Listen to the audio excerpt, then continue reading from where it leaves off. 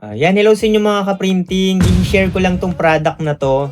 Kasi dati, nagsa-sideline ako 'no, bandang Ortigas. Dati po akong computer technician tsaka desktop publishing artist sa Netopia Internet Cafe. Pero na-assign din po ako sa head office, yung Digital Paradise Inc. Yan sa Ortigas. Then, pagka-uwian na, nakakapag-sideline ako sa mga maliliit na office.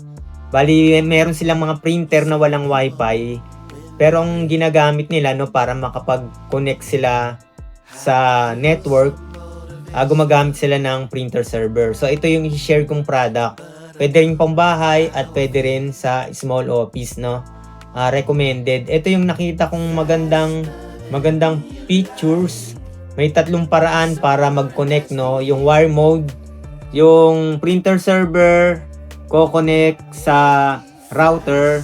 Kaya lang gamit yung LAN. Then, yung mga printer nakakonect sa printer server.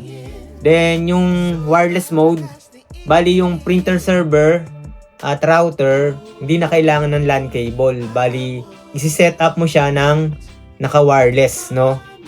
Bali, parang is another device, no? Yung printer server na may wifi, ko-connect siya dun sa router nang hindi na ginagamitan ng LAN cable. Then yung stand-alone, ito yung pinakamaganda rito, no? Kung yung bahay ninyo o talagang small office lang talaga, pwedeng mag-stand-alone lang to, no? Kahit wala ng router, pwedeng mag-connect yung laptop o yung desktop niyo na merong wifi adapter rekta dun sa printer server. So wala nang router na kailangan daanan. Yan, i-check nyo yung full specification no, dito sa bandang baba. Yan, para makita ninyo. Ngayon, kung may magtatanong na gusto na makakapag-print yung mobile, no, tulad ng smartphone o yung iPhone, iba yung bibili ninyo. No? Hahanap kayo ng printer server na supported yung mobile printing. So, isang halimbawa rito, eto.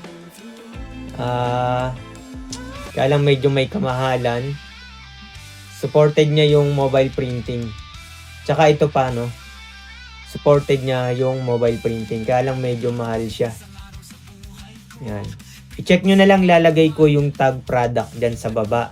Ngayon, kung mayroon kayong small office, i-check nyo to, no? Baka ito yung kailangan nyo dyan sa office nyo para mapabilis yung inyong trabaho. So hanggang sa muli, maraming salamat.